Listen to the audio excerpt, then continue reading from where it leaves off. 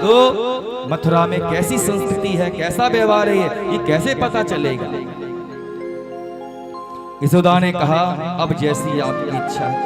लाला को भोजन करा के बिस्तर पर लिटा दिया और हाथ फिरा फिरा कर लोरी सुना सुना कर लाला को सुना।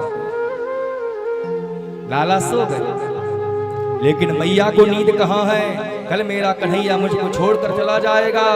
अब तक एक पल भी मैंने कन्हैया को अपनी नजरों से दूर नहीं रखा। और हाय रे मेरा दुर्भाग्य, आज न जाने कौन सा ग्रह है जो मेरे कन्हैया को मुझसे दूर कर रहा है।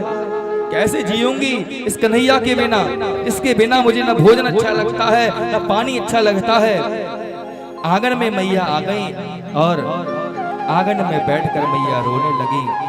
पल्लू जो था अपने मुख में दबा लिया, कहीं मेरी आवाज कन्हैया के कानों में ना चली जाए। अगर मेरे लाला की कान में आवाज चली जाएगी मेरे रोने की तो मेरा लाला जग जाएगा, सही से सोएगा नहीं तो उसको कष्ट होगा। तो मैया ने पल्लू को अपने मुख से दबा लिया और इतना प्रेम बहा कि आंखों के माध्यम से निकलने लगा। मैया रोने लगी, कितना भी खुद को रोका लेकिन रोने की जो आवाज है कन्हैया के कानों में आ गई। कन्हैया की आंखें खुली, जब देखा कि बिस्तर पर अपनी मैया को नहीं देखा, हाथ फिरा कर देखा। पीछे से आए तो आंगन में अपनी मैया को देखा। आधी रात में मैया आंगन में क्या कर रही हैं और ये रोने की आवाज कहां से आ रही है।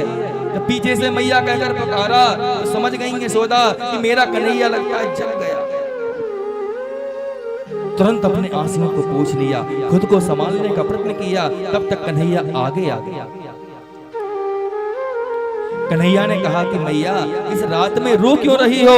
यशोदा ने कहा कि लाला मैं रो नहीं रही हूँ, बस नींद नहीं आ रही थी, सही से बोल नहीं पाई और आंखें जो है लाल हो गई। जब आंखें लाल हो गई कन्हैया समझ गए।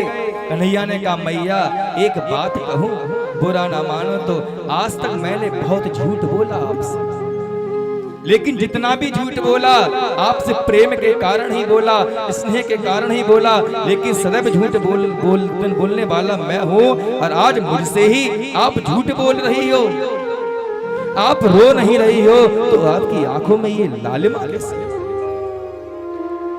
इतनी देर में कन्हैया ने अपने अंगूठे से मैया के आंसुओं को दोनों हाथों से पोंछ दिया। यशोदा मैया ने जब इतना देखा तो कन्हैया को अपने हृदय से लगा लिया और खूब फूट फूट कर रोए। ये आंखें बिल्कुल सहन ना कर पाए।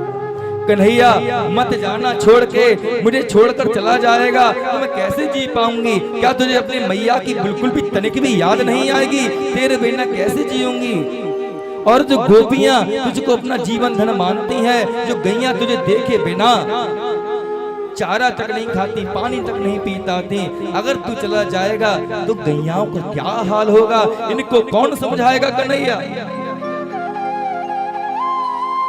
पूरी रात बातचीत करते रहे।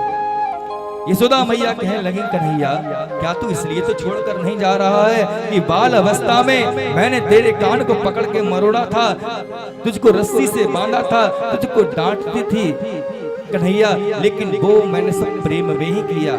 मेरा भाव तेरे लिए कभी भी बैर का नहीं था, प्रेम का ही भाव था। और तू मुझे छोड़कर जाना क्यों चाहता है, मना क्यों नहीं कर देता कि मैं नहीं जाऊंगा मथुरा। पूरी रात आपस में बात करते रहे।